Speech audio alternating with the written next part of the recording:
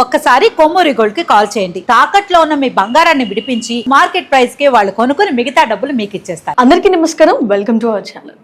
రోజువారీగా ఏ పని చేయాలన్నా ఎన్నో రకాలుగా ఆలోచిస్తూ ఉంటాము. శుభం జరుగుతుందా, ఏది జరిగితే శుభం జరుగుతుంది, ఏది చేస్తే అశుభం జరుగుతుంది అనేది చాలా చాలా డౌట్స్ ఉంటాయి, కన్ఫ్యూజన్స్ ఉంటాయి. కొన్ని పనులకి శుభం జరిగేలా కూడా కొన్ని ఆలోచనలు, కొన్ని వేస్ కూడా ఉంటాయి.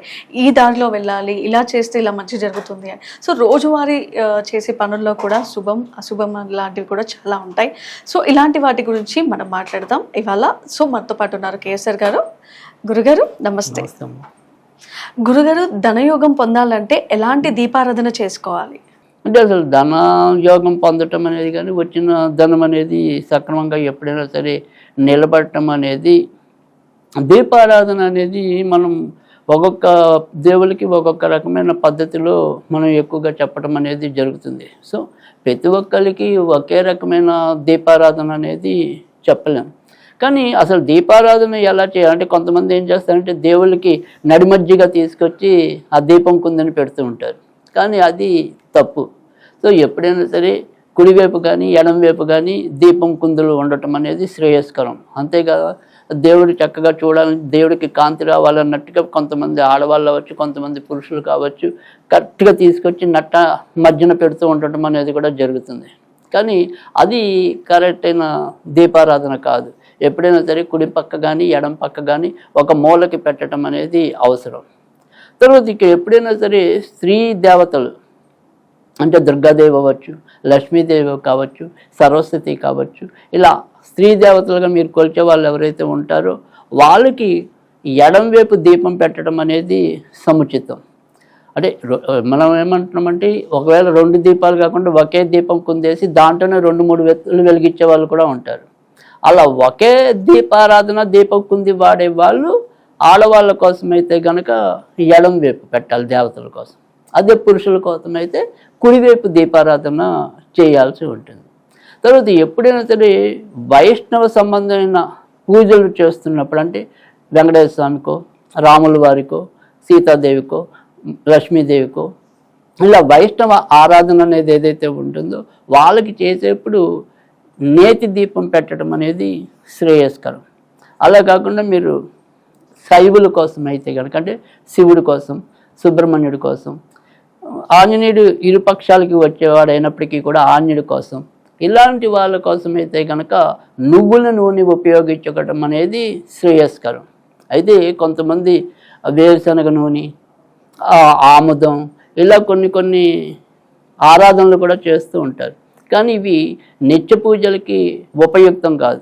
కొన్ని సందర్భాల్లో జాతకంలో ఉండే వాటిని అధిగమించడం కోసం కొన్ని ప్రత్యేకమైన తైలాలని వారికి సూచించడం అనేది జరుగుతూ ఉంటుంది. అప్పుడు మాత్రమే ఆ రకమైన నూనెల్ని వాడాల్సి ఉంటుంది. కొన్ని సందర్భాల్లో విప్ప నూనె అనేది చెప్తూ ఉంటాం, తర్వాత ఇలా వేరుశనగ నూనె అనేది చెప్తూ ఉంటాం, ఆముదం చెప్తాం, కొబ్బరి నూనె చెప్తాం. సో ఆ రకంగా మరి ఎప్పుడైనా సరే సాధారణంగా ఎటువంటి మీమాంస లేకుండా దేవుళ్ళకి పెట్టవలసిన నూనెల్లో అయితే కనుక ఆవు నెయ్యి, నువ్వుల నూనె శ్రేష్టం. ఈ 2 ఇంచుమించుగా అందరికీ పెట్టచ్చు. కానీ ప్రత్యేకంగా ఈ వైష్ణవులకి అయితే కనుక నేతి దీపం మరింత శీఘ్ర ఫలితాలు రావడానికి, శైవులకైతే కనుక నువ్వుల నూనె వాడటం వల్ల మరింత శీఘ్రంగా ఫలితం రావడానికి కూడా అవకాశాలు ఎక్కువ ఉంటాయి. కనుక ఈ తరహాలో మనం దీపారాధన చేయటం అనేది అవసరం. అయితే తర్వాత రెండోది వచ్చేప్పటికి ఏంటంటే, దీపారాధన అనేది కానీ, అసలు ఒక దీపపు ఏదైనా సరే పూజ అనేది కానీ ఎప్పుడైనా సరే మనం సాధ్యమైనంత వరకు కూడా స్నానం చేసి శుభ్రంగా పాటించడం అనేది అవసరం. ఏదో ఆఫీస్కి వెళ్ళిపోతూ ఒకసారి ఆ దీపాన్ని ముట్టించి వెళ్ళిపోవటం అనేది కాకుండా సక్రమంగా కూర్చుని ఆ పూజ కార్యక్రమాలు నిర్వహించాలి. అప్పుడే ఆ దీపారాధనకు ఉండే ఫలితం దక్కటం అనేది ఉంటుంది. తర్వాత రెండోది ఏంటంటే, దీపారాధన అనగానే ఏదో దీపం ముట్టించడం అని కాదు.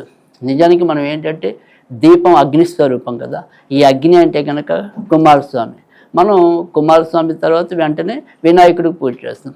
అందుకని ఆ రకంగా అన్నదమ్ములిద్దరినీ కూడా మనం ఆరాధించడం వల్ల శక్తి సామర్థ్యాలు, బుద్ధి బలం మనలో వికాసించడం అనేది జరుగుతుంది. అంటే ఈ అగ్ని తత్వం వల్ల ఏమవుతుందంటే మనలో పరాక్రమ తత్వం పెరగటం అనేది, ఏదైనా సరే మనం ఎలాంటి ఇబ్బంది వచ్చినా కూడా వాటిని అధిగమించి పోరాటే పరాక్రమం అది రావటం అనేది వినాయకుడి వల్ల సమస్యలు తెలివిగా ఎలా ఎదుర్కోవాలి, మనకి ఆ బుద్ధి బలం ఏ రకంగా సిద్ధించాలి, ఇలాంటివన్నీ కూడా వినాయకుడి వల్ల మనగొడతాయి. కనుక వీళ్ళిద్దరిని మనం ప్రసన్నం చేసుకోవటం అంటే దీపం ద్వారా సుబ్రహ్మణ్య స్వామిని ప్రసన్నం చేసుకుంటున్నాం, పూజ ద్వారా వినాయకుడిని ప్రసన్నం చేసుకుంటున్నాం.